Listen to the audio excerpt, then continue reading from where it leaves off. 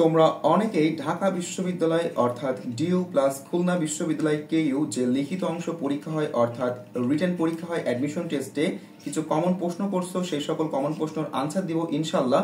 এবং তোমাদের এই লেকচারের শেষে কিছু স্পেশাল সাজেশন দিব, যেই সাজেশনগুলো ফলো করলে ইনশাল্লাহ তুমি হচ্ছে একটা বেস্ট রেজাল্ট করতে পারবা। এবং তোমরা জানো যে ঢাকা ইউনিভার্সিটি প্রত্যেকটা বছর কিন্তু হচ্ছে 90% স্টুডেন্ট ফেল করে এই লিখিত পরীক্ষায়।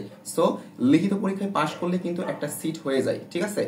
আর ঢাকা ইউনিভার্সিটি এবং খুলনা ইউনিভার্সিটি, যেমন ঢাকা ইউনিভার্সিটি হচ্ছে বি ইউনিট মানবিকের ইউনিট এবং খুলনা ইউনিভার্সিটি সি ইউনিট হচ্ছে মানবিকের, এবং এই ইউনিটে কিন্তু হচ্ছে অন্যান্য বিভাগের পোলাপানরাও কিন্তু পরীক্ষা দিতে পারে। অর্থাৎ এই যে বি ইউনিট মানবিকের, এখানে কিন্তু সায়েন্স এবং কমার্সের স্টুডেন্টরা কিন্তু ভর্তি পরীক্ষা দিতে পারে। আচ্ছা, তোমাদের যে কমন প্রশ্ন সেইগুলো যদি আমি একটু দেখি। অর্গানিক্সে যে ঢাকা ইউনিভার্সিটি ও হচ্ছে এইচএসসি 25 ব্যাচ, ঠিক আছে, ফার্স্ট টাইমে ভর্তি পরীক্ষা দিবে, কারণ ঢাকা ইউনিভার্সিটি কিন্তু শুধুমাত্র ফার্স্ট টাইমাররা ভর্তি পরীক্ষা দিতে পারে। আচ্ছা আচ্ছা, আসসালামু আলাইকুম স্যার।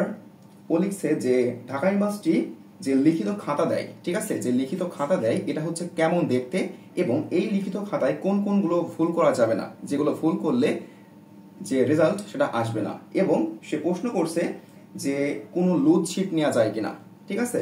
আচ্ছা, এবং দাগ কাটতে হয় কিনা, অর্থাৎ এই যে লিখিত খাতায় এখানে যে মার্জিন কাটতে হয় স্কেল দিয়ে, তোমরা যা এইচএসসি লেভেলে পরীক্ষা দিয়েছো বা বোর্ড পরীক্ষা দিয়েছো, তোমরা কিন্তু হচ্ছে এই যে দাগ কাটো, তাই না, এরকম করে দাগ কাটো। সো এটা কাটতে হবে কিনা। আচ্ছা, সো এই ধরনের সকল প্রশ্ন কমন প্রশ্নের আনসার দিব ইনশাল্লাহ। আরেকটা কথা বলি, এখানে ঢাকা ইউনিভার্সিটি দেখাচ্ছি এই কারণে, কারণ খুলনা ইউনিভার্সিটি হচ্ছে 1 বছর হচ্ছে লিখিত অংশ চালু করছে ঢাকা ইউনিভার্সিটির মতোই।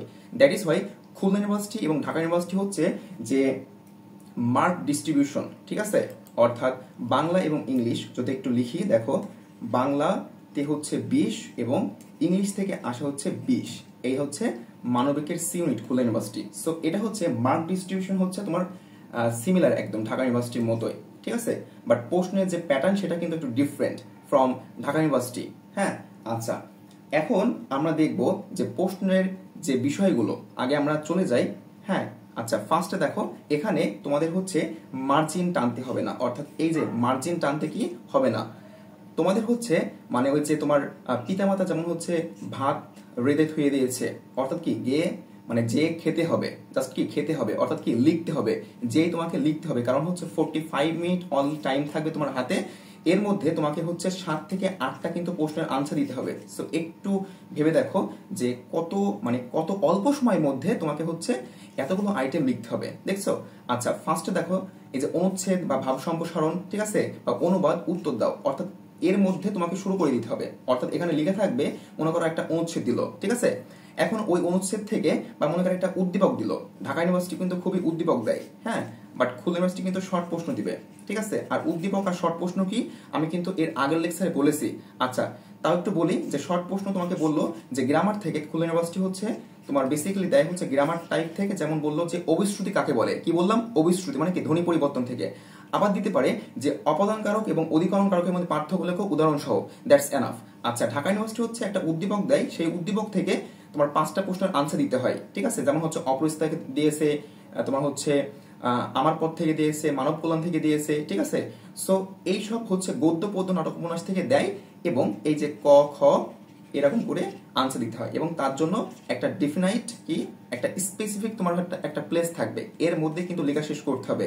সো এর বাইরে গেলে কিন্তু হবে না। এই যে বক্স দেখতে পাচ্ছ, এই বক্সের মধ্যে কিন্তু লেখা কিন্তু শেষ করতে হবে। আচ্ছা, সো এখানে আমার সাজেশন থাকবে যাদের লেখা একটু মোটা মোটা, এখন থেকে কিন্তু প্র্যাকটিস করতে হবে, বুঝছো, কারণ কি এর বাইরে গেলে কিন্তু হবে না, আর যথেষ্টই স্পেস দেয়, বুঝছো। আচ্ছা, তারপর দেখো একটা তোমার হচ্ছে উক্তি দেবে, সেই উক্তির কি ব্যাখ্যা করতে হবে, অর্থাৎ এক্সপ্লানেশন থেকে কিন্তু হচ্ছে প্রশ্ন আসে, বুঝছো। এই এক্সপ্লানেশন বাংলা এবং ইংলিশের ক্ষেত্রে দুইটা ক্ষেত্রে গুরুত্বপূর্ণ। আচ্ছা, আজকে আমরা দেখবো হচ্ছে কোন কোন টপিক থেকে প্রশ্ন আসে, এটা দেখবো না। আজকে দেখবো যে খাতাগুলো কেমন হয় এবং কিছু মানে কমন প্রশ্ন রয়েছে সেগুলোর আনসার দিব। আচ্ছা, সো আশা করি বুঝছো যে হচ্ছে দেখতে কেমন হয়, এবং স্পেসিফিক কিন্তু প্লেস দেয়া থাকে। আচ্ছা, তারপর দেখো এটা কি, এই যে দেখো একটু দেখো যে এখানে যে তোমার ওই যে বললাম যে খ নম্বর প্রশ্নের উত্তর দাও, অর্থাৎ উদ্দীপক থেকে, ঠিক আছে, কি পক উদ্দীপক, এই উদ্দীপক থেকে হচ্ছে এই যে ক নম্বর খ নম্বর, ঠিক আছে, এরকম কি তোমার হচ্ছে গ ঘ তোমার হচ্ছে এরকম 5টা প্রশ্নের আনসার দিতে হয় এবং একটা স্পেসিফিক কি প্লেস দেওয়া থাকে। আচ্ছা, এটা কিন্তু খুলনা ইউনিভার্সিটির ক্ষেত্রেও যদি খুলনা ইউনিভার্সিটি তোমার হচ্ছে প্যারাগ্রাফ লিখতে দেয় তাহলে কি এরকম কিন্তু একটা স্পেসিফিক প্লেস দেওয়া থাকবে, ঠিক আছে? তোমাকে কিন্তু মার্জিন টানতে হবে না, কিচ্ছু করতে হবে না, জাস্ট এই বক্সে গিয়ে এখান থেকে লেখা শুরু করে দিবা, ঠিক আছে? এখান থেকে কি লেখা শুরু করে দিবা, দ্যাটস এনাফ। আচ্ছা, তারপর এই যে ব্যাকরণিক যে সংজ্ঞা, হ্যাঁ, এই যে এখান থেকে কি শুরু করে দিতে হবে। তোমার প্রশ্নও লিখতে হবে না, এখানে তোমার যে অনেকে লেখে, হ্যাঁ, প্রশ্ন তোমার কিন্তু এখানে লেখাই থাকবে, বুঝছো? আচ্ছা, আর একটু ভালো করে বোঝাই, যেমন মনে করো এখানে এই যে সারাংশ, ঠিক আছে? সো এখানে তোমার ওই সারাংশ যে টপিকটা সেটা কিন্তু লিখতে হবে না, অর্থাৎ তোমার আনসারটা লিখতে হবে। আশা করি বুঝছো, তোমাকে কি লিখতে হবে না। আচ্ছা, তো ইংলিশের ক্ষেত্রে এই যে মনে করো শর্ট প্যারাগ্রাফ, এটা ঢাকা ইউনিভার্সিটি এবং খুলনা ইউনিভার্সিটির জন্য মানে বোথ পাবলিক ইউনিভার্সিটির জন্য অনেক অনেক ইম্পর্টেন্ট, কারণ ঢাকা ইউনিভার্সিটি তো প্রত্যেক বছর দিয়েছে প্যারাগ্রাফ এবং উদ্দীপক বাংলার ক্ষেত্রে, এবং খুলনা ইউনিভার্সিটি হচ্ছে 2025 সালে কিন্তু হচ্ছে তোমার আমাদের যে সাজেশন থেকে সেটা কিন্তু দিয়েছে, যেমন the importance of having a dream, ঠিক আছে? সো এখান থেকে এই যে প্যারাগ্রাফ থেকে শুরু করে দিতে হবে, তোমার এখানে কোনো টাইটেল লিখতে হবে না, কারণ ওখানে লেখাই থাকবে, ঠিক আছে? মানে কি ঝোপ বুঝে কোপ মারতে হবে। আচ্ছা, তারপর এই যে এক্সপ্লানেশন, কমপ্লিটিং স্টোরি, রিয়ারেন্স, ঠিক আছে? এই সব টপিক থেকে প্রশ্ন আসে। মনে করো তোমাকে দিল যে don't call me, I will call you, ঠিক আছে? এটা হচ্ছে কি নেলসন ম্যান্ডেলা বলেছেন। তো এই যে নেলসন ম্যান্ডেলার এই উক্তিটা হচ্ছে এক্সপ্লেন করতে দিল, বা মনে করো একটা কোনো একটা প্রভাব থেকে দিল, ঠিক আছে? যে time and tide wait for none, ঠিক আছে? তো এইরকম টাইপের কি এখান থেকে শুরু করে দিতে হবে, হ্যাঁ, যথেষ্ট স্পেস দেয়, যথেষ্ট কি জায়গা দেয়, আশা করি বুঝছো। আচ্ছা, তারপর এই যে বললো যে write a meaningful sentence with the following words, অর্থাৎ কি সেন্টেন্স মেক করতে হবে। তোমাকে মনে করো দিল যে আইসোলেশন, আইসোলেশন মানে কি পৃথক করা। ওই যে করোনা ভাইরাসের সময় কোন একটা করোনা রোগী যদি হচ্ছে ধরা পড়তো, কি ওকে আইসোলেট করে রাখো, মানে কি পৃথক করে রাখো, ঠিক আছে? সো এই আইসোলেশন এই ওয়ার্ডটা কিন্তু তোমাদের টেক্সট বুকে দেওয়া রয়েছে। সো এখানে কি সেন্টেন্স মেক করতে হবে, কি করতে হবে? সেন্টেন্স মেক করতে হবে। এখন এই যে আইসোলেশন এইটা হচ্ছে কিন্তু একটা নাউন, এই যে লাস্টে টিআইওএন রয়েছে, ঠিক আছে? সো এই নাউনের পজিশন কোথায় একটা সেন্টেন্সে, তোমার হচ্ছে সাবজেক্টের জায়গায়, অবজেক্টের জায়গায়, ঠিক আছে? সো এরকম করে কি তোমাদের কিন্তু পেইড বেসে অলরেডি কি শেখানো হচ্ছে, এবং তোমরা কিন্তু লিখিত অংশের জন্য তোমরা যারা ভাবছো যে লিখিত অংশের জন্য কি করবা, এই যে আমাদের 3টা বই, এই 3টা বই পড়লে এনাফ, ঠিক আছে? এই যে এখানে তোমাদের A to Z প্রত্যেকটা বিষয় কিন্তু A to Z রয়েছে, ঠিক আছে? আচ্ছা, সো এই লিখিত অংশের জন্য যে ইংলিশ এবং বাংলার জন্য একটা পূর্ণাঙ্গ প্রস্তুতির জন্য তোমাদের কিন্তু পেইড বেসের অলরেডি কিন্তু দেওয়া হয়েছে একটা, এবং আরো 2টা পাবা ইনশাল্লাহ। আচ্ছা, সো দেখো, আশা করি বুঝছো। সো এখন যে প্রশ্ন সেটা হচ্ছে কি, যে সাজেশন সেটা হচ্ছে আমরা যেটা প্রথমে দেখলাম, একটু দেখি যে এখানে এটা কিন্তু মোস্ট ইম্পর্টেন্ট, একটু ভালো করে মনোযোগ দিতে হবে, না হলে কিন্তু হচ্ছে তোমার রেজাল্ট কিন্তু নাও আসতে পারে। হ্যাঁ, দেখো এই যে শিক্ষার্থীর নাম, তারপর হচ্ছে কি শিক্ষার্থীর নাম ইংরেজিতে, এগুলো কিন্তু ভালো করে লিখতে হবে। আচ্ছা, আমি একটু মুছে দিই। তারপর দেখো এই যে কি বলছে যে শিক্ষার্থীর নাম, আচ্ছা বাংলায়, হ্যাঁ, এটা কিন্তু ভালো করে লিখতে হবে, এবং ইংরেজিতে এটা কিন্তু ভালো করে লিখতে হবে। শিক্ষার্থীর নাম ইংরেজিতে, পিতার নাম এটা ভুল গেলেও সমস্যা নাই, বাট সবসময় কারেক্ট করার চেষ্টা করবা। আচ্ছা, তারপর দেখো এসএসসি সমান পরীক্ষার রোল, এটা কিন্তু অবশ্যই ভালো করে লিখতে হবে, এবং এইগুলো রোলগুলো ভালো করে লিখতে হবে। আর যেটা মোস্ট ইম্পর্টেন্ট, যেটা আমি সাজেশন দিব, যেটা না মানলে বা না করে আসলে কিন্তু অবশ্যই রেজাল্ট কিন্তু আসবে না, সেটা হচ্ছে কি অ্যাডমিশন রোল। তোমার যে অ্যাডমিশন রোল দেওয়া থাকবে, অবশ্যই এখানে যদি তুমি ভুল লেখো, এই যে মনে করো তোমার অ্যাডমিশন মনে করো 1 2 3 4, এখানে মনে করো ভুল লিখছো এই উপরে, ঠিক আছে? মনে করো এখানে 2 এর জায়গায় 3 লিখে ফেলছো, ঠিক আছে? এটা কিন্তু তোমার পরে কেটে কিন্তু লেখা যায় 2 এর জায়গায় 3, বাট তুমি মনে করো এই বৃত্ত ভরাটের 2 এর জায়গায় 3 এ বৃত্ত ভরাট করছো, এটা কিন্তু মারাত্মক ভুল। এটা কিন্তু হচ্ছে তোমার এগুলো কিন্তু কম্পিউটারে কিন্তু যাবে, হ্যাঁ, তোমার হচ্ছে কি ডিজিটাল মাধ্যমে এরা কিন্তু দেখে। সো এটা কিন্তু তোমাকে তখন হচ্ছে তোমার রেজাল্ট কিন্তু আসবে না, কারণ কি ওই যে তাদের যে মানে এই খাপে খাপে কিন্তু মেলবে না, ঠিক আছে? তোমার যে রুল, এখানে যে তুমি বৃত্তটা ভরাট করছো, এটা কিন্তু মেইন। আরেকটা কি করে, অনেকে বৃত্ত ভরাট করতে গিয়ে মনে করো এই পাশে চলে যায়, ঠিক আছে? সো এই পাশে কিন্তু যাওয়া যাবে না, অর্থাৎ এখানে যে বৃত্ত ভরাট এর মধ্যেই কিন্তু করতে হবে। অনেকে কি করে বৃত্ত ভরাট করতে গিয়ে এই 6 জায়গায় এই পাশে এখানে চলে গেছে, এটা কিন্তু করা যাবে না। আচ্ছা, এসএসসি রুল, এখানে যদি ভুল লেখো তবু কিন্তু সংশোধন করা যায়, আমি বারবার করে বলছি। এখানে মনে করো 3 এর জায়গায় তুমি 4 লিখে ফেলেছো, এটা কিন্তু পরে কেটে কিন্তু হচ্ছে ওই 3ই লেখা যাবে, ঠিক আছে? মনে করো এইচএসসি রুল, এখানে হচ্ছে তোমার 2 হবে, তুমি লিখে ফেলেছো 3 ভুল করে, এখানে কিন্তু কেটে ফের 2 লেখা যায়, ঠিক আছে? বাট এই যে বৃত্ত ভরাট, এখানে কিন্তু 2 এর জায়গায় 2 লিখতে হবে। তুমি যদি ভুল করে এই 2 লিখে ফেলো মানে পাশের 2, এটা কিন্তু একটু বি কেয়ারফুল। কারণ কি, তোমাকে কিন্তু যথেষ্ট টাইম দেওয়া হবে, প্রায় 20 থেকে 30 মিনিট কিন্তু দেওয়া হয় এই বৃত্তগুলো ভরাট করা প্লাস লেখা। সো এইগুলো একটু ভালো করে ভরাট করবা। এবং সেট কোড মোস্ট ইম্পর্টেন্ট, ভালো করে শুনে রাখো। তোমার সি মনে করো সেট কোড তুমি দাগাইছো হচ্ছে কি ওই ডি, তাহলে কিন্তু আসবে না, কখনোই আসবে না। মানে কি বলবো, মানে কান্নাকাটি করলে বা ওই যে কি বলবো আল্লাহর কাছে চেলেও কিন্তু হচ্ছে আসবে না। কারণ কি, তুমি তো গোলায় গলদ করে ফেলেছো ভাইয়া। আচ্ছা, তারপর দেখো, এটা হচ্ছে বাংলার ক্ষেত্রে, এটা তো এমসিকিউ আমি সাজেশন দিব না, আজকে হচ্ছে রিটেন সাজেশন।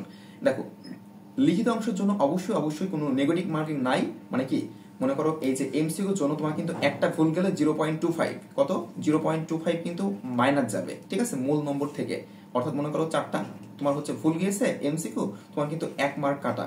এবং অর্থাৎ টোটাল হচ্ছে 5 মার্ক। অর্থাৎ এই 4টা তো ভুল গিয়েছেই, প্লাস হচ্ছে এই 1 মার্ক, অর্থাৎ 5 মার্ক কিন্তু হচ্ছে তোমার মূল নম্বর থেকে কর্তন যাবে। অর্থাৎ 60 মার্কের যে হচ্ছে এমসিকিউ আসে, তার মধ্যে কি তুমি হচ্ছে মনে করো হচ্ছে 40 পালা তোমার মোট মার্ক, আর এই 5 মাইনাস যাবে, অর্থাৎ 35। এখন এই 35 প্লাস রিটেন যে 40 মার্ক, এখানে কিন্তু নো নেগেটিভ মার্কিং। অর্থাৎ প্রত্যেকটা প্রশ্ন কিন্তু টাচ করবা, এখানে যে প্রশ্নগুলো আসবে প্রত্যেকটা প্রশ্ন কিন্তু লিখে আসবা, ঠিক আছে, কোনো প্রশ্ন না জানলেও লিখে আসবা। এবং প্রাসঙ্গিক করবা, বানান ভুল করবো না, ঠিক আছে, এই যে বানান মিস্টেক করাই যাবে না, বানান কি মিস্টেক করাই যাবে না। এবং বাক্যে যে আকাঙ্ক্ষা আসক্তি যোগ্যতা থাকে, তোমরা জানো যে একটা বাংলা বাক্যের 3টা গুণ থাকে, আকাঙ্ক্ষা আসক্তি যোগ্যতা। এখন যদি তুমি লেখো যে হাতি আকাশে ওড়ে, এটা কিন্তু ভুল হবে। কারণ কি, হাতি কখনো আকাশে ওড়ে না, ঠিক আছে, পাখি আকাশে ওড়ে, বাট কি হাতি কি আকাশে ওড়ে না। সো এই যে আকাঙ্ক্ষা আসক্তি যোগ্যতা, এগুলো ঠিক রাখতে হবে। প্লাস বানান, এটা কিন্তু অবশ্যই ভুল করা যাবে না। এবং সেন্টেন্সগুলো একটু প্রাসঙ্গিক হতে হবে, ঠিক আছে।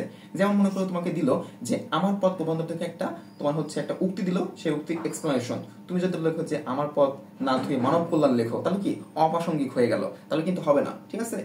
আচ্ছা, তোমাদের এই যে সকল প্রশ্ন, ইনশাল্লাহ তোমরা সকল প্রশ্নের আনসার পেয়েছো এবং কোনো লুজ সেট দেয় না। আচ্ছা, আগে এমসিকিউ নেই। আচ্ছা, আরেকটা প্রশ্ন, সেটা হচ্ছে সাদিয়া ইয়াসমিন করেছে, সেটা হচ্ছে কি রিটেন কি আগে হয়। আচ্ছা, লিখিত অংশ তোমার পরে নেয়, এটা হচ্ছে এমসিকিউ হচ্ছে 45 নম্বর, ঠিক আছে, Dhaka university and Khulna university. আগে এমসিকিউ হচ্ছে 45 মিনিট হয়ে যায়, তারপরে কিন্তু লিখিত খাতা দেয়, ঠিক আছে, আশা করি বুঝছো। আচ্ছা, তারপর কি প্রশ্ন, আচ্ছা পারবা। আচ্ছা, সো এই হচ্ছে কমন প্রশ্ন, আর কোনো কমন প্রশ্ন আমি পাচ্ছি না, ঠিক আছে।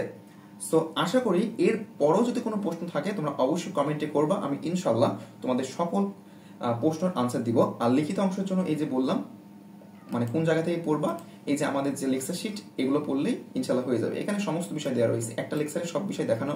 এই যে যেমন হচ্ছে গুরুত্বপূর্ণ সারাংশগুলো, আচ্ছা একটু জুম করে দেখাই, এই যে ঠিক আছে সারাংশ, তারপর ভাব সম্প্রসারণ, হ্যাঁ, তারপরে এক্সপ্লানেশন, সেন্টেন্স মেকিং বাংলার ক্ষেত্রে, ঠিক আছে, এখানে সমস্ত বিষয় দেওয়া রয়েছে। এই যে পোয়েম, হ্যাঁ, গুরুত্বপূর্ণ পোয়েমগুলো, যেমন হচ্ছে ড্রিম, দ্য স্কুল বয়, হ্যাঁ, প্রত্যেকটা পোয়েমের কি গুরুত্বপূর্ণ এক্সপ্লানেশন দেওয়া রয়েছে। আচ্ছা, আশা করি তোমরা আনসারগুলো পেয়েছো।